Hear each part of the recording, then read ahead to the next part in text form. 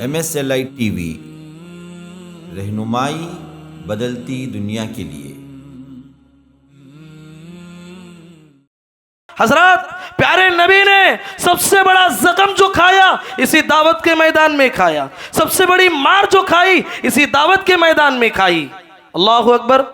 ہم دعوت کا کام کرتے ہیں، دین کا کام کرتے ہیں، ہمیں کوئی ایک بات بولتا ہے ہم دعوت کا کام ہی چھوڑ دیتے ہیں۔ اسلام کو مسلمانوں کی ضرورت نہیں ہے۔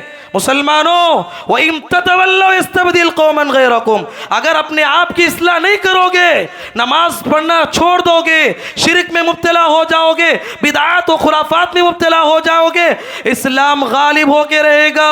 هُوَ الَّذِي أَرْسَلَ رَسُولَهُ بِالْهُدَى وَدِينِ الْحَقِّ لِيُظْهِرَهُ عَلَى الدِّينِ كُلِّهِ، اللہ نے اپنے پیغمبر کو بھیجا ہے اپنی دین کو بلند کرنے کے لیے۔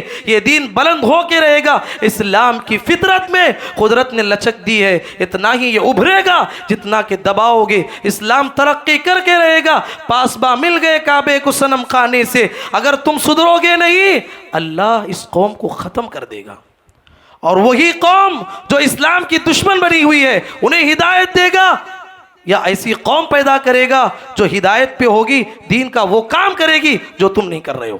آپ اپنے خاندان میں دیکھیے، آپ اپنے گھروں میں دیکھیے، ہمارے گھروں میں، ہمارے خاندانوں میں کتنا شرک پھیلا ہوا ہے۔ کہاں ہیں وہ لوگ جو نمازوں کو لوگوں کو بلاتے ہیں؟ پہلے تو دیکھو کہ اس کا عقیدہ کیسا ہے، پہلے تو دیکھو کہ اس کا عقیدہ کیسا ہے۔ عقیدے میں جو ہے گرا ہوا ہے، بت پرستی، مزار پرستی، شرک میں مبتلا ہے۔ پہلے انسان کو شرک سے روکو۔ میں جو سر بسجدہ ہوا کبھی تو زمین سے آنے لگی صدا، تیرا دل تو ہے صنم آشنا، تجھے کیا ملے گا نماز میں؟ ہاں، نماز تو پڑھنے آئے ہو، دلوں میں بتوں کو بسائے ہو، دلوں میں مزاروں کو بسائے ہو، تو آپ کی زندگی میں شرک موجودہ ہے۔ ایسے ہزار سجدے بھی تمہیں کچھ کام نہیں دیں گے۔ میرے اور آپ کے سامنے ہمارے خاندان میں کتنے لوگ مزار پرستی پہ، شرک میں مبتلا ہیں۔ حضرات، یہ وہ فتنہ ہے۔ محمد الرسول اللہ صلی اللہ علیہ وسلم اپنے آخری لمحات میں ان لوگوں کے لیے لعنت کی ہے جو لوگ سجدے کرتے ہیں مزاروں پہ جا کے، اولیاء پرستی میں مبتلا ہے۔ نبی کریم صلی اللہ علیہ وسلم نے فرمایا لعنت اللہ علی الیہود والنصارى اتخذوا قبور انبیائہم مساجدا، اللہ کی لعنت ہے یہودیوں کے اوپر، اللہ کی لعنت ہے نصارہ کے اوپر جنہوں نے انبیاء کی قبروں کو سجدگاہ بنا لیا۔ کنتم خیر امت اخرجت للناس تأمرون بالمعروف وتنہون عن المنکر وتؤمنون باللہ، کہا کہ تم اس کائنات کی سب سے بہترین امت ہو۔ کب ہو؟ جب تم بھلائی کا حکم دیتے رہو گے، برائی سے روکتے رہو گے۔ بھلائی کا حکم دینا چھوڑ دو گے، خیر امت میں آ نہیں سکتے۔ میرے بھائی، میری ماؤں بہنوں، میرے بھائیوں، ایمان کی حفاظت کرو، توحید کی حفاظت کرو۔ ہم اس زمانے سے گزر رہے ہیں، ہمارا ایمان کیسے چھن جائے ہمیں نہیں معلوم۔ یہ بلال حبشی رضی اللہ عنہ ہیں، عرب کی چلچلاتی دھوپ میں انہیں گھسیٹا جاتا، گرم گرم ریت میں انہیں لٹایا جاتا اور پتھر ان پہ رکھا جاتا، اور انہیں مار مار کے کہتے کہو اللہ کے ساتھ شرک کرو، وہ کہتے احد احد، اللہ کے سوا کوئی معبود نہیں۔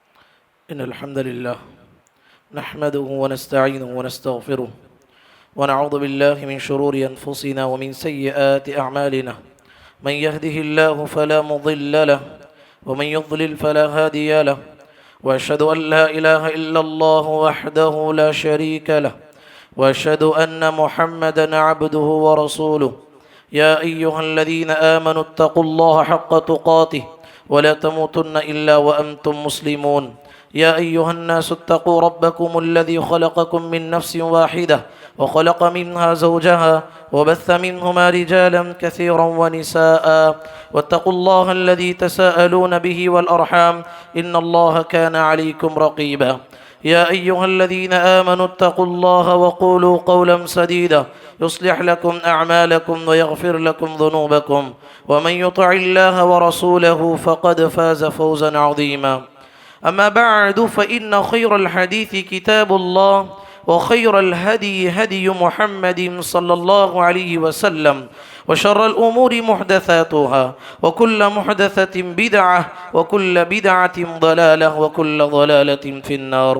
أعوذ بالله السميع العليم من الشيطان الرجيم من همزه ونفخه ونفسه ولقد خلقنا الإنسان ونعلم ما توسوس به نفسه ونحن أقرب إليه من حبل الوريد إذ يتلقى المتلقيان عن اليمين وعن الشمال قعيد ما يلفظ من قول إلا لديه رقيب عتيد وجاءت سكرة الموت بالحق ذلك ما كنت منه تحيد ونفخ في الصور ذلك يوم الوعيد وجاءت كل نفس معها سائق وشهيد لقد كنت في غفلة من هذا فكشفنا عنك غطاءك فبصرك اليوم حديد وقال قرينه هذا ما لدي عتيد ألقيا في جهنم كل كفار عنيد مناع للخير معتد مريب الذي جعل مع الله إلها آخر فألقياه في العذاب الشديد قال قرينه ربنا ما أطغيته ولكن كان في ضلال بعيد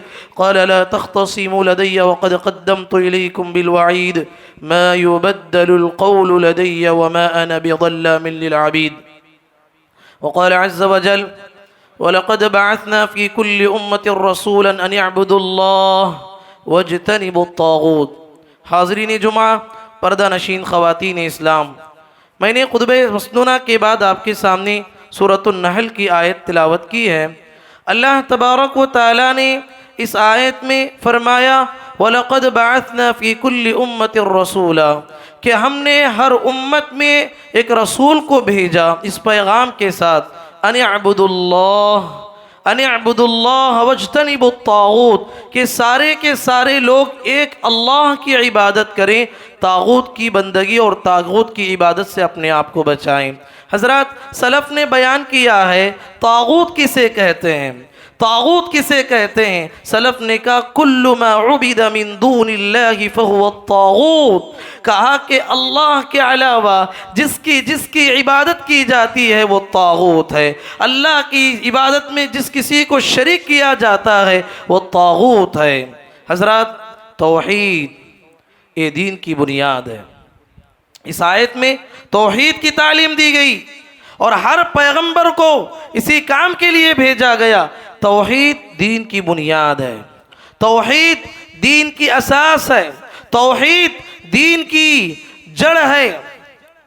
اللہ تبارک و تعالیٰ نے انبیاء اکرام کو اسی مقصد کے لیے بھیجا. توحید انبیاء اکرام کی دعوت کا نچوڑ ہے. اسی کے لیے آسمانی کتابیں نازل کی گئیں، اسی کے لیے پیغمبر مبعوث کیے گئے. سچ کہیں بھلائیوں کی بات کریں، توحید سے کوئی بڑی بھلائی دنیا میں نہیں ہے. خیر کی بات کریں، توحید سے بڑا اس دنیا میں کوئی خیر نہیں ہے. معروفات کی بات کریں، توحید سے بڑا کوئی معروف اس دنیا میں نہیں ہے. نعروں کی بات کریں، توحید سے بڑا کوئی نعرہ نہیں ہے. ذکر و اذکار کی بات کریں، توحید سے بڑا کوئی ذکر نہیں ہے.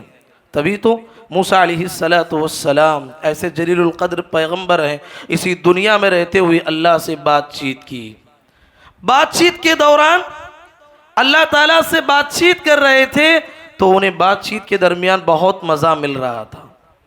موسیٰ علیہ السلام نے اللہ سے کہا یا ربی علمنی شیئا اذکرک وادعوک بہ، کہا کہ اے پروردگارا جب میری اور تیری بات چیت ہو رہی ہے کوئی پرسنل مجھے ذکر سکھائیے جس کا میں زندگی میں ہمیشہ جو ہے ذکر کرتا رہوں. اللہ تبارک و تعالیٰ نے فرمایا یا موسیٰ قل لا الہ الا اللہ، یا موسیٰ قل لا الہ الا اللہ. کہا کہ موسیٰ بہترین ذکر مانگ رہے ہو، لا الہ الا اللہ پڑھ لو. موسیٰ علیہ السلام نے کہا اے اللہ کل عبادک یقولون ھذا، یہ تو عام بندے لا الہ الا اللہ پڑھتے ہیں، میں تو چاہتا ہوں کہ کوئی مخصوص ذکر مجھے سکھائیے. اللہ تبارک و تعالیٰ نے کہا یا موسیٰ لو ان السماوات السبع وارضین السبع، کہا کہ اے موسیٰ ایک ترازو کے ایک پلڑے میں یہ ساتوں آسمان رکھ دیے جائیں، یہ ساتوں زمین ترازو کے ایک پلڑے میں رکھ دیے جائیں، یہ لا الہ الا اللہ کے کلمے کو ترازو کے دوسرے پلڑے میں رکھ دیے جائیں، مالت بہن لا الہ الا اللہ، یہ لا الہ الا اللہ کے سامنے یہ ساتوں آسمان یہ ساتوں زمین اپنے وزن کو کھو دیں گے. اللہ اکبر، یہ وزنی کلمہ ہے. توحید اسی کا نام ہے میرے بھائی. کہاں ہیں ہمارے وہ بھائی جو طریقے سنت سے ہٹے ہوئے ہیں، طریقے سنت سے ہٹے ہوئے نئے نئے اذکار جو ہے ایجاد کیے ہیں، وہ کہتے ہیں کہ لا الہ الا اللہ یہ عام لوگوں کا ذکر ہے۔ کیا ہے؟ لا الہ الا اللہ یہ عام لوگوں کا ذکر ہے، اس میں سے بعض مخصوص لوگ ہوتے ہیں لا الہ الا اللہ میں لا الہ الا اللہ کو کٹ کر کے اللہ کا ذکر کرتے ہیں، اللہ اللہ کی ضربیں لگاتے ہیں، اور کہتے ہیں اس میں سے بھی بعض لوگ اخص الخاص ہوتے ہیں۔ لا الہ الا اللہ میں لفظ اللہ کے آخر میں جو لفظ ہوا آیا ہے اس کے ذریعے سے کہتے ہیں وہ اخص الخاص لوگ جو ہے ہو کرتے ہیں۔ دیکھیں گے بہت سارے لوگ دنیا میں، کوئی اللہ اللہ کی ضربیں لگا رہا ہے، کوئی ہو کی ضربیں لگا رہا ہے۔ حضرات یاد رکھیے، قرآن اور حدیث آپ پڑھ کے دیکھیے، کہیں بھی اللہ کا ذکر نہیں آیا ہے، لفظ اللہ اللہ کہہ کر آپ ذکر نہیں کر سکتے۔ سبحان اللہ، الحمدللہ کا ذکر کرنا، نبی کریم صلی اللہ علیہ وسلم نے فرمایا افضل ما قلت وقالہ النبیون من قبلی لا الہ الا اللہ، کہا کہ لوگوں میں اور مجھ سے پہلے جتنے پیغمبر گزرے ہیں اللہ تبارک و تعالیٰ نے سارے پیغمبروں کو افضل ترین جو ذکر سکھایا ہے وہ لا الہ الا اللہ ہے۔ حضرات گرامی، آپ کو معلوم ہونا چاہیے توحید کا یہ کلمہ اتنا وزندار کلمہ ہے کہ نبی کریم صلی اللہ علیہ وسلم فرماتے ہیں یہ سورج جو اپنی جگہ پہ باقی ہے، یہ چاند جو اپنی جگہ پہ باقی ہے، یہ آسمان اپنی جگہ پہ جو باقی ہے، یہ دن رات اپنے وقت پہ آتے ہیں، یہ کائنات اور یہ کائنات کا جو نظام باقی ہے اس دنیا میں اسی توحید کی وجہ سے باقی ہے۔ نبی کریم صلی اللہ علیہ وسلم فرماتے ہیں لا تقوم الساعة حتى لا يقال في الارض اللہ اللہ، کہا کہ اس دنیا میں قیامت اس وقت تک نہیں آ سکتی جب تک اس دنیا میں اللہ اللہ کہنے والا موجود ہو، یعنی توحید پرست اس دنیا میں جب تک موجود ہے قیامت نہیں آ سکتی، جب تک اس کائنات میں لا الہ الا اللہ کا کلمہ باقی ہے، جب تک اس کائنات میں لا الہ الا اللہ کا عقیدہ باقی ہے، جب تک اس کائنات میں لا الہ الا اللہ کی دعوت باقی ہے، جب تک اس کائنات میں لا الہ الا اللہ کا نعرہ باقی ہے، اللہ کی قسم میرے بھائیوں یہ کائنات فنا نہیں ہوگی۔ جس دن یہ کائنات کو فنا ہونا ہوگا اس دن سے پہلے اللہ اس کلمے کا خاتمہ کر دے گا، پھر یہ کائنات فنا ہوگی۔ اسی لیے حدیث میں آتا ہے جو قیامت برپا ہوگی جن لوگوں پہ شرار الناس کا لفظ آیا ہے، اس کائنات کی بدترین لوگوں پہ جو ہے قیامت برپا ہونے والی ہے۔ حضرات اس توحید کی عقیدے کو جانو، اس کلمے کی اہمیت کو جانو مسلمانوں۔ جتنے پیغمبر اس دنیا میں آئے ہر پیغمبر کی دعوت کا نعرہ یہی تھا۔ ہود علیہ السلام نے اپنی قوم کو نصیحت کرتے ہوئے فرمایا یا قوم اعبدوا اللہ ما لکم من الہ غیرہ، اے میری قوم کے لوگوں ایک اللہ کی عبادت کرو، اس کے علاوہ تمہارا کوئی معبود نہیں ہے۔ حضرت ہود علیہ السلام نے اپنی قوم کو سمجھاتے ہوئے فرمایا یا قوم اعبدوا اللہ ما لکم من الہ غیرہ، اے میری قوم کے لوگوں ایک اللہ کی عبادت کرو، اس کے علاوہ تمہارا کوئی معبود نہیں ہے۔ یہ حضرت صالح علیہ السلام ہے اپنی قوم کو نصیحت کرتے ہوئے فرماتے یا قوم اعبدوا اللہ ما لکم من الہ غیرہ، اے میری قوم کے لوگوں ایک اللہ کی عبادت کرو، اس کے علاوہ تمہارا کوئی معبود نہیں ہے۔ یہ یوسف علیہ السلام ہے اپنے قید خانے میں اپنے قید خانے کے ساتھیوں کو سمجھاتے ہوئے فرماتے یا صاحب السجن ارباب متفرقون خیر ام اللہ الواحد القہار، اے میرے قید خانیوں کے ساتھیوں ذرا غور کرو، اس کائنات کا بنانے والا جو زبردست ہے وہ خدا بہتر ہے یا جنہیں تمہیں پتھر کو حجر کو شجر کو جو خدا بنائے وہ بہتر ہے؟ آخری پیغمبر جناب محمد الرسول اللہ صلی اللہ علیہ وسلم کی دعوت پہ آپ نظر دوڑائیے۔ آپ نے غار حرا میں آپ پہ پہلے وہی نازل ہوئی، وہاں سے توحید کے علم کو لے کے پیارے نبی صلی اللہ علیہ وسلم نکلے اور کوہ صفا پہ چڑھ گئے، پہاڑ پہ چڑھ گئے۔ سبحان اللہ، پیارے نبی صلی اللہ علیہ وسلم نے پوری قوم کے لوگوں کو بلایا۔ اس زمانے کا رواج تھا کوئی اہم معاملہ ہوتا تو لوگوں میں سے کوئی آدمی پہاڑ پہ چڑھ جاتا اسٹیج کے طور پر اور اپنے بدن کے سارے کپڑے نکال کے جو ہے حرکت دیتا تاکہ لوگوں کو معلوم ہو جائے کہ کوئی اہم نیوز بتانے والا ہے یا کوئی اہم خبر بتانے والا ہے۔ تو پیارے نبی صلی اللہ علیہ وسلم نے اسٹیج کے طور پر پہاڑ کو استعمال کیا، پہاڑ پہ چڑھ گئے، کپڑوں کو نکالا نہیں۔ سارے معاشرے کے لوگوں نے دیکھا کہ محمد پہاڑ پہ چڑھے، کوئی نہ کوئی بات ہوگی۔ سارے لوگ آ کے پہاڑ کے نیچے جمع ہو گئے. پیارے نبی نے ان سے پوچھا کہ لوگوں ایک بات بتاتا ہوں، مانتے ہو کیا؟ سارے لوگوں نے کہا کہ محمد بتائیے. بہت سارے لوگ جو گھروں میں بہت مصروف تھے، ان لوگوں نے اپنی جانب سے اپنے غلاموں کو بھیج دیا، جاؤ محمد چڑھیں تو کوئی نہ کوئی بات ہوگی صلوات اللہ وسلم علیہ. نبی کریم صلی اللہ علیہ وسلم نے کہا کہ لوگوں آپ نیچے ہیں، میں اوپر ہوں. تو لوگوں نے کہا بالکل صحیح بات ہے، میں دو طرف دیکھ رہا ہوں، جدھر تم نہیں دیکھتے ادھر طرف بھی میں دیکھ رہا ہوں. لوگوں نے کہا کہ بالکل صحیح بات ہے. تو نبی کریم صلی اللہ علیہ وسلم نے فرمایا کہ لوگوں میں ایک بات بتاتا ہوں، مانو کہ کیا؟ لوگوں نے کہا کہ بتائیے. کہا کہ اس جانب سے جس جانب تمہاری نظر نہیں ہے، میں کہتا ہوں کہ ڈاکوؤں کی اور جو ہے چوروں کی ایک ٹیم تم پہ حملہ کرنے کے لیے آ رہی. سارے لوگوں نے ایک آواز لگاتے ہوئے کہا میں جربنا علیک الا صدیقا. کہا کہ اے محمد آج تک تم نے 40 سال کی زندگی میں ایک بار بھی جھوٹ نہیں بولا. کیسے نہیں مانیں گے؟ ہم مانتے ہیں کہ چور آ رہے ہیں، ڈاکو آ رہے ہیں. جب سارے لوگوں کی زبانی آپ کو شہادت مل گئی کہ آپ سچے انسان ہیں، پیارے نبی صلی اللہ علیہ وسلم نے نعرہ لگایا کہ لوگوں وہ انسان جس نے 40 سالہ زندگی میں کبھی بندوں کے حق میں جھوٹ نہیں بتایا ہو، وہ اللہ کے سلسلے میں کیسے جھوٹ بول سکتا ہے؟ یا ایھا الناس قولوا لا الہ الا اللہ تفلحوا تملک العرب والعجم. اے مشرکو، اے نادانو، اے لوگو، لا الہ الا اللہ پڑھ لو. تملک العرب والعجم، اللہ تبارک و تعالی پوری کائنات کی حکومت تمہارے قدموں میں ڈال دے گا، پوری کائنات میں تمہیں عروج دے گا. اللہ اکبر. نبی کریم صلی اللہ علیہ وسلم نے اعلان کیا. بہت سارے لوگوں نے اسلام لایا، بہت سارے لوگوں نے اسلام نہیں لایا.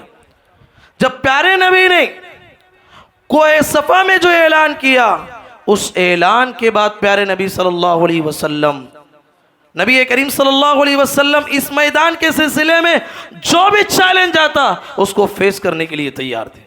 نبی کریم صلی اللہ علیہ وسلم کو اس دعوت کے میدان میں جو بھی آزمائش آتی، جو بھی امتحان ہوتا، نبی کریم صلی اللہ علیہ وسلم نے ہر امتحان کا استقبال کیا.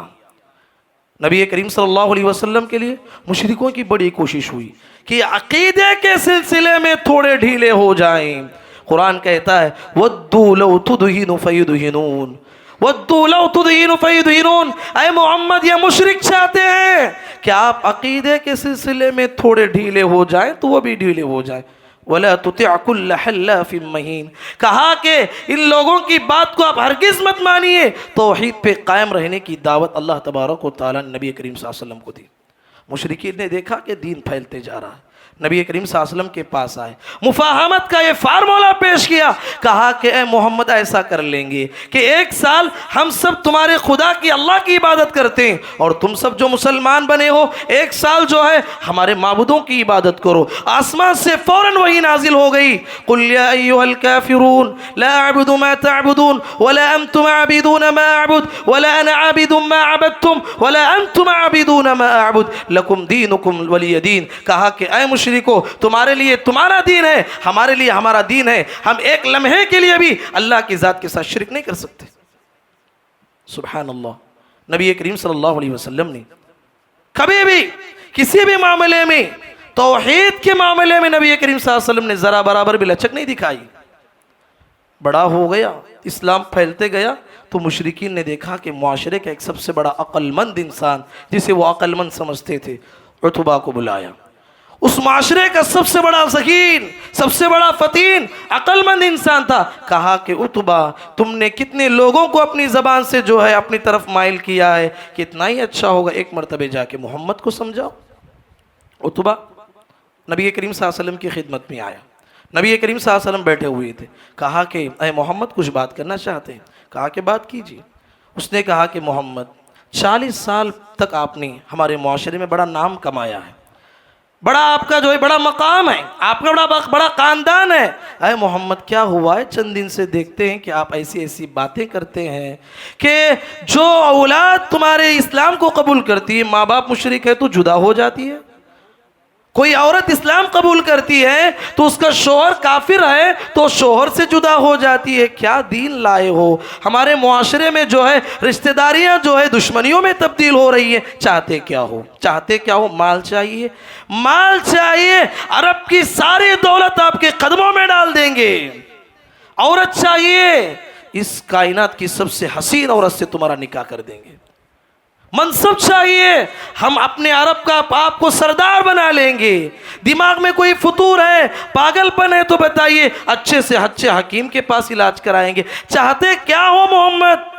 نبی کریم صلی اللہ علیہ وسلم نے کہا کہ عتبہ تمہاری بات ہو گئی. کہا کہ میری بات ہو گئی, اب میری سنو. پیارے نبی صلی اللہ علیہ وسلم نے حامیم سجدے کی آیتیں تلاوت کر دی. یہ آیت پہ پہنچے, فَإِنْ أَعْرَضُوا فَقُلْ أَنذَرْتُكُمْ صَاعِقَةً مِثْلَ صَاعِقَةِ عَادٍ وَثَمُودَ. کہا کہ اے عرب کے لوگوں, اے مشرکو, اگر محمد پہ ایمان نہیں لاؤ گے تمہارا بھی انجام وہی ہوگا قوم سمود کا ہوا تھا, قوم عاد کا ہوا تھا. اگر ایمان نہیں لاؤ گے اسی طریقے کا عذاب تم پر آئے گا, بدترین موت مرو گے. عتبہ کو بات سمجھ میں آئی, ہاتھ پیارے نبی کے منہ پہ رکھا, کہا کہ بس کرو محمد, بات مجھے سمجھ میں آئی. جا رہا تھا تو سارے مشرکین نے دیکھا کہ محمد کا جادو اس پہ بھی اثر کر گئے. اللہ اکبر. ابھی اسلام پھیلنے لگا. میرے بھائیوں کیا بتانا چاہتا ہوں, غور کرو. میرے اور آپ کے پیغمبر جناب محمد الرسول اللہ صلی اللہ علیہ وسلم نے اس دعوت کے میدان میں آپ نے کتنی طاقتیں لگائی, کتنی محنتیں کی. سارے مشرکین مکہ ایک طرف ہو گئے. اللہ اکبر. نبی کریم صلی اللہ علیہ وسلم کی چچا ابو طالب اس وقت میں بڑے معاشرے کے بڑے محترم آدمی تھے. لوگ آئے, سارے قبیلے کے لوگ آگے گھر میں بیٹھ گئے. کہا کہ ابو طالب آپ کے بھتیجے کو سمجھا لو. ہم نے ہزاروں کوشش کی ہے کہ آپ کا بھتیجا ہمارے بتوں کے خلاف بولنا نہیں چھوڑتا ہے. بات بتا کے چلے گئے. ابو طالب جو پیارے نبی صلی اللہ علیہ وسلم کو دل سے چاہتے تھے, محمد صلی اللہ علیہ وسلم کو بلایا. کہا کہ بیٹے کتنا ہی اچھا ہوگا, قبیلے کے بڑے بڑے قبیلے کے لوگ آ کے میرے گھر بیٹھتے ہیں اور آپ کے بارے میں ہی سارے چرچے چلتے ہیں. کتنا ہی اچھا ہوگا جو دین کا کام تم کر رہے ہو وہ تھوڑا چھوڑ دو نا. اللہ اکبر. اس وقت میں میرے اور آپ کے پیغمبر محمد الرسول اللہ صلی اللہ علیہ وسلم تاریخی جملہ کہا مسلمانوں, کہا کہ اے چچا مجھے تمہاری مدد کی اب ضرورت نہیں. یہ ساری کائنات کے لوگ میرے سیدھے ہاتھ میں سورج لا کے رکھ دے اور میرے بائیں ہاتھ میں چاند لا کے رکھ دے, تب بھی میں یہ کام چھوڑنے والا نہیں. روتے ہوئے جا رہے تھے. ابو طالب کو رہا نہیں گیا, اپنے بھتیجے کو روتے ہوئے دیکھتے ہوئے رہا نہیں گیا. کہا کہ محمد آج تک روتے ہوئے نہیں دیکھا ہے, جا تیرا اسلام تو جس کی خدمت کرنا چاہتا ہے, جب تک تیری سانس باقی ہے تو کرتا رہا, تب تک میری سانس باقی رہے گی, میں تیری مدد کرتے رہوں گا. سبحان اللہ. یہ تھا نبی کریم صلی اللہ علیہ وسلم. دعوت کے میدان میں آپ کا کام. حضرات پیارے نبی نے سب سے بڑا زخم جو کھایا اسی دعوت کے میدان میں کھایا, سب سے بڑی مار جو کھائی اسی دعوت کے میدان میں کھائی. اللہ اکبر. ہم دعوت کا کام کرتے ہیں, دین کا کام کرتے ہیں, ہمیں کوئی ایک بات بولتا ہے ہم دعوت کا کام ہی چھوڑ دیتے ہیں. آپ نبی صلی اللہ علیہ وسلم سے بڑے خاندان کے ہو سکتے ہیں, آپ نبی کے مقام کو پہنچ سکتے ہیں. آپ کا مقام کیا ہے, آپ کا مرتبہ کیا ہے, آپ کا خاندان کیا ہے, آپ کا نسب نامہ کیا ہے, اللہ کے پاس آپ کا مرتبہ کیا ہے, آپ تک ہم تو پہنچ سکتے نہیں. اتنے بڑے پیغمبر دعوت کے میدان کے لیے طائف گئے. طائف کے لوگوں نے آپ کے ساتھ کیا کیا آپ جانتے ہیں؟ عائشہ صدیقہ رضی اللہ تعالیٰ عنہ نے ایک مرتبہ نبی کریم صلی اللہ علیہ وسلم سے پوچھا, اے اللہ کے نبی آپ کی پوری زندگی میں سمجھتی ہوں سب سے بڑا جو زخم آپ کو پہنچا ہے وہ احد کے میدان میں پہنچا ہے. احد کے میدان میں کیا ہوا؟ جو 3 ہجری میں جو جنگ ہوئی, جنگ احد, اس میں کیا ہوا؟ اس میں نبی کریم صلی اللہ علیہ وسلم کا سر مبارک پھٹ گیا, آپ کے دندان مبارک شہید ہو گئے. اور سب سے بڑی بات آپ کے شہید ہونے کی نعوذ باللہ افواہیں پھیلائی گئی. کتنا بڑا مشکل مرحلہ تھا. کہا کہ میں سمجھتی ہوں اے اللہ کے نبی آپ کی زندگی کا سب سے بڑا زخم جو کھائے ہیں آپ, سمجھتی ہوں کہ وہ احد کا میدان ہے. نبی کریم صلی اللہ علیہ وسلم نے کہا کہ نہیں عائشہ, نہیں عائشہ, مجھے احد کے میدان سے بڑا زخم اگر کہیں ملا ہے وہ طائف کے میدان میں ملا ہے. اللہ, طائف میں جو میں نے دعوت کا کام اور جو عزم لے کے گیا تھا وہاں کے لوگوں نے مجھے پتھروں کی بارش کی, وہ بڑا میرے لیے بڑا زخم تھا. ایسے موقع پر داعی کا کیا کردار ہے؟ ہم پہ جو کوئی تھوڑا ستم ڈالتا ہے, ایک مار دیتا ہے, بددعا کے القاب, بددعا کے الفاظ نکالتے ہیں. صلوات اللہ وسلامہ علیہ. آپ نے پتھروں کی بارش کے بعد فرشتہ آیا، کہا کہ محمد اجازت ہو، یہ طائف دو پہاڑوں کے درمیان واقع ہے اور پہاڑ کا فرشتہ بازو میں ہے، آپ کے ہاں بولنے کی ضرورت ہے، دونوں پہاڑوں کے درمیان ان کو پیس کے رکھ دیں گے ہم۔ اللہ اکبر۔ محمد رسول اللہ صلی اللہ علیہ وسلم ہاتھ اٹھا کے دعا کرنے لگے، اللہم اہدی قومی فإنہم لا یعلمون، اے اللہ یہ قوم مجھے جانتی نہیں اس لیے میرے ساتھ برا سلوک کی ہے، اے اللہ میں دعا کرتا ہوں کہ یہ لوگ نہیں تو ان کی آنے والی نسلوں میں تو اسلام پھیلا دے۔ اللہ اکبر۔ تو اس طریقے سے نبی کریم صلی اللہ علیہ وسلم نے دعوت کے میدان میں ایسی جستجو کی، ایسی کوشش کی تاکہ محنت شاقہ اور مسلسل محنت کے بعد اللہ تبارک و تعالیٰ نے جہد مسلسل کے بعد اللہ تبارک و تعالیٰ نے 8 ہجری میں مکہ کو فتح کیا، مکہ پہ آپ کو غلبہ نصیب ہوا۔ نبی کریم صلی اللہ علیہ وسلم مکے میں داخل ہوئے، خانہ کعبہ میں 360 بت رکھے ہوئے تھے، بتوں کی گندگی سے خانہ کعبہ بھرا ہوا تھا۔ نبی کریم صلی اللہ علیہ وسلم خانہ کعبہ میں داخل ہوئے، آپ کے ہاتھ میں چھڑی تھی، چھڑی کے ذریعے سے نبی کریم صلی اللہ علیہ وسلم بتوں کو گرائے جا رہے تھے اور پڑھتے جا رہے تھے، جاء الحق وزهق الباطل، حق آ گیا باطل مٹ گیا، باطل کو مٹنا ہی تھا، باطل کے مقدر میں مٹنا ہی تھا، وہ مٹ گیا۔ اللہ اکبر۔ پیارے نبی صلی اللہ علیہ وسلم نے خانہ کعبہ کو بتوں کی گندگی سے، بتوں کی نجاست سے صاف کیا۔ اس کے بعد نبی کریم صلی اللہ علیہ وسلم مکے میں رہتے ہوئے اطراف و اکناف میں نبی کریم صلی اللہ علیہ وسلم نے بڑے بڑے صحابہ کو بھیجے، کہا کہ جاؤ جزیرے عرب کو پوری طریقے سے شرک کو جزیرے عرب سے پاک کرو، بت پرستی کو ختم کر دو۔ صحابہ پھیل گئے۔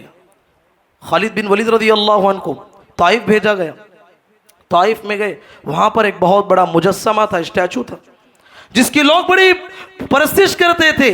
مشرکین مکہ کا جو ایک بہت بڑا بت تھا جسے وہ عزا کہتے تھے، حضرت خالد بن ولید رضی اللہ عنہ اس کے پاس پہنچے، تلوار لی اور اس پہ بڑی وار کیا۔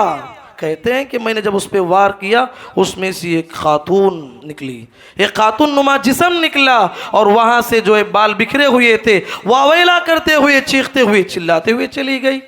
نبی کریم صلی اللہ علیہ وسلم کی خدمت میں آ کے خالد بن ولید رضی اللہ عنہ نے واقعہ بیان کیا، تو نبی کریم صلی اللہ علیہ وسلم نے کہا خالد جانتے ہو وہ کون تھا؟ وہ ایک جنیہ تھی، وہ ایک شیطان تھا جس کی لوگ پرستش کرتے تھے۔ جب بھی لوگ پرستش کے لیے، پوجا کے لیے جاتے تھے، اس میں سے کچھ آوازیں آتی تھی، وہی یہ جنیہ تھی جس کی آوازوں نے ان لوگوں کو گمراہ کر رکھا تھا۔ حضرات نبی کریم صلی اللہ علیہ وسلم نے خانہ کعبہ کو بتوں کی گندگی سے پاک کیا، جزیرے عرب کو بتوں کی گندگی سے پاک کیا، اور پاک کر کے اعلان کیا ان الشیطان قد ایس من ان یعبدہ المصلون فی جزیرۃ العرب، کہا کہ لوگوں سن لو، شیطان مایوس ہو چکا ہے، جزیرے عرب میں پھر سے شرک اپنی پچھلی طاقت میں لوٹا ہے، جزیرے عرب میں شرک اپنی پچھلی طاقت میں، پچھلی قوت میں جو شرک تھا وہ لوٹ آنے سے جو ہے شیطان مایوس ہو چکا ہے، کبھی وہ شرک لوٹ نہیں آئے گا جو شرک کے پچھلے دنوں میں تھا۔ سبحان اللہ۔ 1400 سال کی تاریخ گواہ ہے، 1400 سال کی تاریخ گواہ ہے۔ اگر پوری کائنات میں کوئی زمین شرک کی گندگی سے پاک ہے وہ تو جزیرے عرب کی زمین ہے۔ سبحان اللہ۔ نبی کریم صلی اللہ علیہ وسلم اسی کلمہ توحید لا الہ الا اللہ کی روشن مستقبل کو بتاتے ہوئے، پیشن گوئی کرتے ہوئے فرمایا لا يبقى على ظهر الارض بيت مدر ولا وبر الا دخلہ اللہ کلمۃ الاسلام بعز عزیز وذل ذلیلا، کہا کہ لوگوں کان کھول کے سن لو، میں اس کلمہ توحید کے روشن مستقبل کو دیکھتا ہوں، اللہ تعالیٰ یہ کلمہ توحید کو گھر گھر میں پہنچا کے رہے گا، گھر گھر میں پہنچا کے رہے گا، وہ چاہے گھر کچا مکان ہو، پکا مکان ہو، گلی گلی میں اس کلمے کو پہنچائے گا، محلے محلے میں اس کلمے کو پہنچائے گا، بستی بستی میں پہنچا کے رہے گا، شہر شہر میں پہنچا کے رہے گا، ملک ملک میں، ساری کائنات کے چپے چپے میں یہ کلمہ توحید لا الہ الا اللہ یہ ترقی کرے گا، اس کا مستقبل بہت روشن ہے۔ نبی کریم صلی اللہ علیہ وسلم نے فرمایا۔ واللہ میرے بھائی اسی دور سے ہم گزر رہے ہیں، اسی دور سے ہم گزر رہے ہیں، کائنات کی چپے چپے میں توحید کا نعرہ بلند ہو چکا ہے۔ ہاں مسلمانوں کا ہم بات کریں، مسلمان سیاسی ناحیے سے اگر ہم دیکھیں تو سیاسی ناحیے سے مسلمان جو ہے بدترین دور سے گزر رہے ہیں. دعوتی ناحیے سے اگر ہم بات کریں، دعوتی ناحیے سے یہ زمانہ جو ہم گزر رہے ہیں ایک بہت بڑا عروج کا زمانہ ہے. تبھی تو آپ دیکھتے ہیں کتنے وہ دشمن جو اسلام کے خلاف بولنے والے، اسلام کے خلاف لکھنے والے، انہی کے گھروں میں کتنی خواتین اسلام قبول کرتے ہیں. کسی کا شوہر اسلام قبول کرتا ہے، کسی کی بیوی اسلام قبول کرتی ہے. اس دور کی سب سے بڑی دلیل ہے دعوت پھیلتی جا رہی ہے. دوسرے الفاظ میں کہوں، اسلام غالب ہوتے جا رہا ہے، مسلمان مغلوب ہوتے جا رہے ہیں. اسلام کو مسلمانوں کی ضرورت نہیں ہے. مسلمانوں، وَإِن تَتَوَلَّوْا يَسْتَبْدِلْ قَوْمًا غَيْرَكُمْ، اگر اپنے آپ کی اصلاح نہیں کرو گے، نماز پڑھنا چھوڑ دو گے، شرک میں مبتلا ہو جاؤ گے، بدعات و خرافات میں مبتلا ہو جاؤ گے، اسلام غالب ہو کے رہے گا.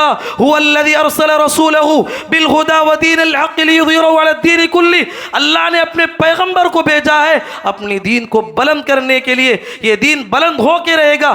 اسلام کی فطرت میں قدرت نے لچک دی ہے، اتنا ہی یہ ابھرے گا جتنا کہ دباؤ گے. اسلام ترقی کر کے رہے گا. پاسباں مل گئے کعبے کو صنم خانے سے، اگر تم سدھرو گے نہیں اللہ اس قوم کو ختم کر دے گا. اور وہی قوم جو اسلام کی دشمن بنی ہوئی ہے انہیں ہدایت دے گا، یا ایسی قوم پیدا کرے گا جو ہدایت پہ ہوگی، دین کا وہ کام کرے گی جو تم نہیں کر رہے ہو. حضرات، یہ کام توحید کا کام نبی کریم صلی اللہ علیہ وسلم لے کے اٹھے. حضرات غور کیجیے، ہماری زندگیوں میں ہم کیا ایک کام انجام دے رہے ہیں. اللہ کے نبی محمد رسول اللہ صلی اللہ علیہ وسلم فرماتے ہیں والذی نفسی بیدی لتأمرن بالمعروف ولتنہون عن المنکر او لیسلطن اللہ علیکم شرارا منکم ثم يدعو خیارکم فلا يستجاب لهم. لوگو اللہ کی قسم، اس ذات کی قسم جس کے ہاتھ میں میری جان ہے، تم لوگ بھلائی کا حکم دو، لوگوں کو شرک سے روکو، توحید کی طرف بلاؤ. اگر تم توحید کی طرف بلانا چھوڑ دو گے، شرک سے روکنا نہیں چھوڑو گے، ایسا کام کرو گے، اللہ تعالیٰ تمہارے معاشرے میں سے ایک بدترین انسان کو تمہارا سردار بنائے گا، اور وہ سردار تمہارے خون کے خطرے کا پیاسا ہوگا. اللہ اکبر. نبی کریم صلی اللہ علیہ وسلم نے پیشن گوئی دی ہے. ایک کام انجام دینا ہے، یہ میری ذمہ داری ہے اور آپ کی ذمہ داری ہے. غور کرو، دور جانے کی ضرورت نہیں. آپ اپنے خاندان میں دیکھیے، آپ اپنے گھروں میں دیکھیے، ہمارے گھروں میں، ہمارے خاندانوں میں کتنا شرک پھیلا ہوا ہے. کہاں ہیں وہ لوگ جو نمازوں کو لوگوں کو بلاتے ہیں؟ پہلے تو دیکھو کہ اس کا عقیدہ کیسا ہے. پہلے تو دیکھو کہ اس کا عقیدہ کیسا ہے. عقیدے میں جو ہے گرا ہوا ہے، بت پرستی، مزار پرستی، شرک میں مبتلا ہے. پہلے انسان کو شرک سے روکو. میں جو سر بسجدہ ہوا کبھی تو زمین سے آنے لگی صدا، تیرا دل تو ہے صنم آشنا، تجھے کیا ملے گا نماز میں. ہاں، نماز تو پڑھنے آئے ہو، دلوں میں بتوں کو بسائے ہو، دلوں میں مزاروں کو بسائے ہو، تو آپ کی زندگی میں شرک موجودہ ہے. ایسے ہزار سجدے بھی تمہیں کچھ کام نہیں دیں گے. بتوں سے تجھ کو امیدیں، اقبال نے کہا بتوں سے تجھ کو امیدیں، خدا سے نا امیدی، مجھے بتاؤ تو صحیح اور کافری کیا ہے. ہاں، کتنی ہمارے معاشرے میں لوگ ہیں شرک کے دلدل میں پھنسے ہوئے ہیں. خاندان میں جائزہ لو، کتنے لوگ ایسے ملیں گے اولیاء پرستی، کسی آدمی کو ولی بنا لیا، اس کے پیر چھومتے ہیں، اس کے سامنے سجدہ کرتے ہیں. کتنے لوگ ایسے ہیں جو مزاروں پہ جاتے ہیں، چادر چڑھاتے ہیں، ان سے امیدیں رکھتے ہیں، ان کے سامنے رکوع ہوتا ہے، ان کے سامنے سجدہ ہوتا ہے، قبروں پہ سجدے ہوتے ہیں. بتاؤ تو صحیح، میری اور آپ کی ذمہ داری بنتی نہیں میرے بھائیوں؟ ان لوگوں کو روکنے کی ذمہ داری بنتی کی نہیں؟ اگر واقعتاً آپ مسلمان ہیں، واقعتاً کلمہ توحید کو آپ نے سمجھا ہے، تو یاد رکھیے آپ کا دل تڑپ جائے گا. پیارے نبی صلی اللہ علیہ وسلم کے بارے میں قرآن نے فرمایا فَلَعَلَّكَ بَاخِعٌ نَفْسَكَ عَلَىٰ آثَارِهِمْ إِن لَّمْ يُؤْمِنُوا بِهَذَا الْحَدِيثِ آسَفًا. کہا کہ اے پیغمبر، ایسے لگتا ہے کہ یہ لوگ ایمان نہیں لائیں گے تو آپ ہلاک ہو جائیں گے. اتنی فکر کرتے تھے نبی کریم صلی اللہ علیہ وسلم. میرے اور آپ کے سامنے ہمارے خاندان میں کتنے لوگ مزار پرستی پہ شرک میں مبتلا ہیں. حضرات، یہ وہ فتنہ ہے. محمد الرسول اللہ صلی اللہ علیہ وسلم اپنے آخری لمحات میں ان لوگوں کے لیے لعنت کی ہے جو لوگ سجدے کرتے ہیں مزاروں پہ جا کے، اولیاء پرستی میں مبتلا ہے۔ نبی کریم صلی اللہ علیہ وسلم نے فرمایا لعنت اللہ علی الیہود والنصارى اتخذوا قبور انبیائہم مساجدا، اللہ کی لعنت ہے یہودیوں کے اوپر، اللہ کی لعنت ہے نصارہ کے اوپر، جنہوں نے انبیاء کی قبروں کو سجدہ گاہ بنا لیا۔ مطلب کیا ہے؟ اپنی امت کے ان لوگوں پر لعنت ہے جو لوگ میرے جانے کے بعد یہودیوں کی روش کو اپناتے ہیں، یہودیوں کی کردار کو اپناتے ہیں، میرے جانے کے بعد مزار پرستی میں مبتلا ہیں، ان پر اللہ کی لعنت ہوتی ہے، نبی کریم صلی اللہ علیہ وسلم کی لعنت ہوتی ہے۔ آپ جائزہ لیجئے ہمارے خاندان میں کتنے لوگ ایسے ہیں آثار پرستی میں مبتلا ہیں۔ آثار پرستی کیا ہے؟ کسی درخت کو متبرک سمجھنا، کوئی پتھر کو متبرک سمجھنا، کسی جھنڈے کو متبرک سمجھنا، کسی بڑے جھاڑ کو جو ہے درخت کو متبرک سمجھنا، اسے جا کے اپنی منتیں مانتے ہوئے دھاگے باندھنا، کپڑے باندھنا، اپنے گاڑیوں میں لال کپڑے، اپنے گھروں میں لال پیلے کپڑے، کوئی نارل باندھا ہوا۔ کیا عقیدہ ہے اس کے پیچھے؟ یہ باندھنے سے مصیبتیں دور ہوتی ہیں، یہ باندھنے سے جو ہے ہماری پریشانیاں دور ہوتی ہیں۔ اللہ کے بندو یہ تو سری شرک ہے۔ اسلام میں آثار پرستی کی کوئی گنجائش نہیں، کوئی حجر کوئی شجر کوئی متبرک نہیں ہوتا سوائے حرمین شریفین کے تعلق سے نبی کریم صلی اللہ علیہ وسلم نے حدیث میں فرمایا۔ حضرات آپ غور کیجئے، یہ حجر اسود، یہ پتھر، یہ کون سا پتھر ہے؟ جنت سے لایا ہوا پتھر ہے۔ اس پتھر کے بارے میں ہمیں کیا عقیدہ دیا گیا؟ یہ وہ پتھر ہے جو سارے انسانوں کے گناہوں کو چوستا ہے، اور قیامت کے دن سے اللہ زبان دینے والا ہے۔ جو بھی انسان اس کے پاس گیا ہوا تھا اس کے بارے میں اس کی ایمان کی شہادت دینے والا پتھر ہے۔ اس پتھر کے بارے میں شریعت نے ہمیں کیا عقیدہ دیا؟ حضرت عمر بن خطاب رضی اللہ تعالیٰ عنہ حج کے ایام میں سارے لوگ حج کر رہے تھے، حضرت عمر بن خطاب رضی اللہ عنہ سارے لوگوں کو ٹھہرایا اور اس وقت میں حجر اسود کی طرف اشارہ کرتے ہوئے فرمایا یا حجر انی اعلم انک حجر، حجر اسود سے خطاب کرتے ہوئے فرمایا انی اعلم انک حجر لا تضر ولا تنفع فلولا انی رأیت رسول اللہ صلی اللہ علیہ وسلم یقبلک ما قبلتک۔ کہا کہ اے حجر اسود میں جانتا ہوں تو ایک پتھر ہے، بس پتھر ہے، تو ایک پتھر ہے، تیرے اندر نہ فائدہ پہنچانے کی طاقت ہے نہ نقصان پہنچانے کی طاقت ہے۔ اگر میرے حبیب محمد الرسول اللہ صلی اللہ علیہ وسلم کو تیرا بوسہ دیتے ہوئے اگر نہیں دیکھتا زندگی میں تیرا بوسہ نہیں لیتا۔ کیا پیغام دیا ساری انسانیت کو؟ اے لوگوں، کسی پتھر کے اندر کوئی طاقت نہیں ہوتی، کسی حجر کے اندر یہ طاقت نہیں ہوتی کہ آپ کی زندگیوں میں برکتیں لائے۔ برکت دینے والا اللہ ہے۔ حضرات ہمارے خاندانوں کا جائزہ لیجئے، کتنے لوگ ایسے ہیں تعویذ گنڈوں کے شرک میں مبتلا ہیں۔ آج دیکھیے ہمارے بچوں کے گلوں میں تعویذیں ہیں، ہمارے بڑے بڑے لوگوں کے ہاتھوں میں تاگے ہیں، کتنے بچے ایسے ہیں جس کے کمر میں داغے باندھے ہوئے ہیں، کتنے لوگ ایسے من کے پہنے ہوئے ہیں۔ حضرات تعویذ پہننا، اس کے بارے میں یہ عقیدہ رکھنا، اس کے پہننے سے ہماری بیماریاں دور ہوتی ہیں۔ پیارے نبی نے فرمایا من علق تمیمۃ فقد اشرک، کہا کہ جس نے تعویذ باندھا اس نے شرک کیا، اس نے اللہ کے ساتھ شرک کیا ہے۔ اللہ اکبر۔ ہمارے معاشرے کا جائزہ لیجیے، ہمارے معاشرے میں کتنا بڑا شرک پھیلا ہوا ہے۔ ہاں، ہمارے معاشرے میں کتنے لوگ ایسے ہیں نحوست کے عقیدے میں مبتلا ہے۔ ہاں، اچھے گھرانے کے لوگ، وہ لوگ نہیں جو شرک کی دلدل میں پھنسے ہوئے ہیں، وہ لوگ جو اپنے آپ کو سلف کی طرف انتساب کرتے ہیں، ان کے گھروں کا جائزہ لو۔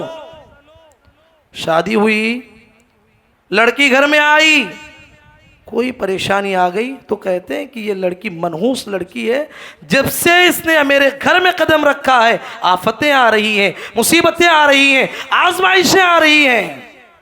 کبھی لڑکی کے تعلق سے تصور، کبھی لڑکے کے تعلق سے تصور، لڑکی والوں کے گھر میں کوئی حادثہ ہو گیا، پریشانی آ گئی، کہتے ہیں کہ جب سے اس لڑکے سے ہمارے گھر میں جو شادی ہوئی ہے، جب سے اس کا قدم پڑا ہوا ہے ہمارا گھر جو ہے برباد ہوتے جا رہا ہے۔ پیارے نبی نے کہا الطیرۃ شرکن، الطیرۃ شرکن، الطیرۃ شرکن، بدفالی لینا شرک ہے، بدفالی لینا شرک ہے، بدفالی لینا شرک ہے۔ گاڑی پہ جا رہے تھے، کالی بلی کراس کر گئی، کہتے ہیں کہ اب ہم سفر نہیں کریں گے. ہاں سب کچھ انتظام ہو گیا, کالی بلی کراس کر گئی, میرا سفر جو ہے سکسس نہیں ہوگا. گھر پہ بیٹھ کے کوئی الو پکار دیا, کہتے ہیں کہ ہمارے گھر پہ کوئی مصیبت آنے والی ہے. اللہ کے بندو, اللہ کی بندیوں, ایسے شرک سے اپنے آپ کی حفاظت کرو. تمہاری نماز تمہیں کیا فائدہ دے گی, تمہاری تلاوت تمہیں کیا فائدہ دے گی, تمہارا روزہ تمہیں کیا فائدہ دے گا, اس شرک کے عقیدے کے ساتھ اگر تم عبادت کرتے ہو. اللہ کے بندو, شرک سے اپنے آپ کو بچائیے. کتنے لوگ ایسے ہیں ستارہ پرستی میں مبتلا ہیں, ستاروں میں تاثیر کا ماننا. بہت سارے لوگ, کسی کا بزنس عروج پہ ہے, ترقی کر رہا, کہتے ہیں تمہارا ستارہ بڑا مضبوط ہے. ہاں تمہارا ستارہ بڑا مضبوط ہے اس لیے تم ترقی کر رہے ہو. کسی کو جو ہے نقصان ہو گیا کہ تمہارا ستارہ بڑا کمزور ہے.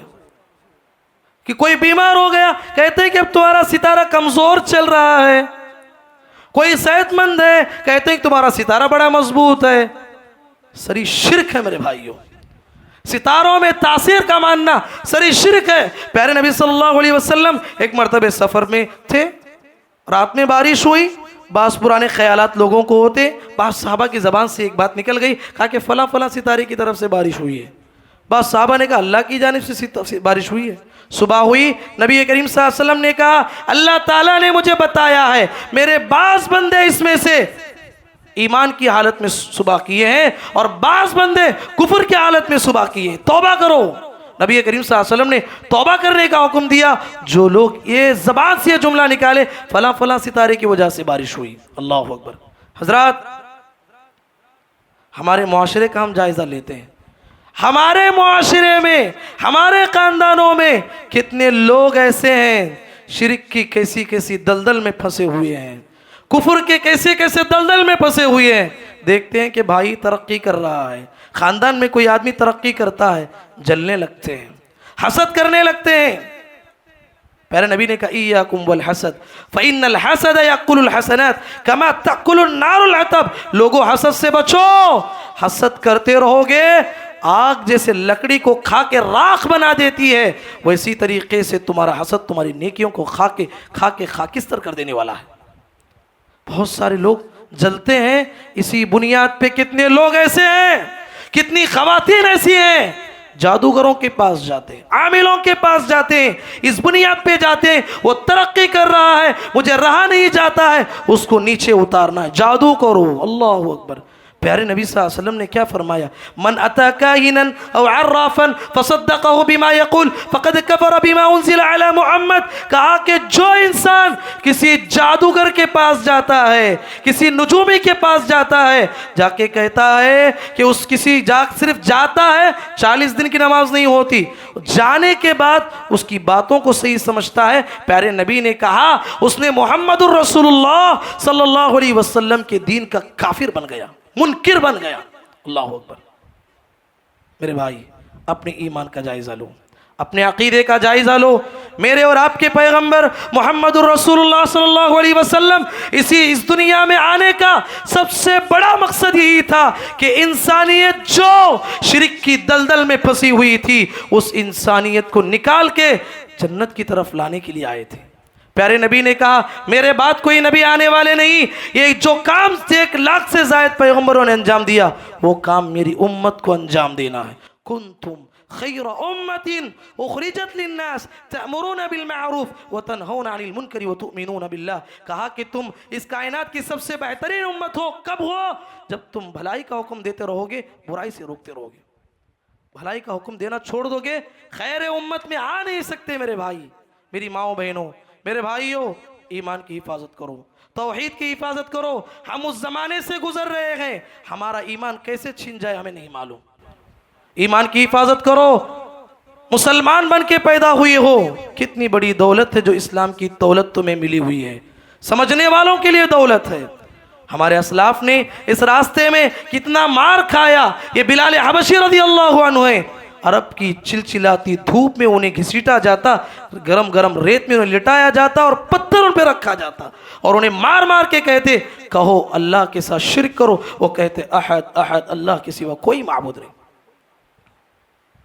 خباب بن ارت رضی اللہ عنہ کی زندگی کو پڑھو، صحابہ کی زندگی کو پڑھو، فرعون کی اس باندی سے پوچھو توحید کسے کہتے ہیں؟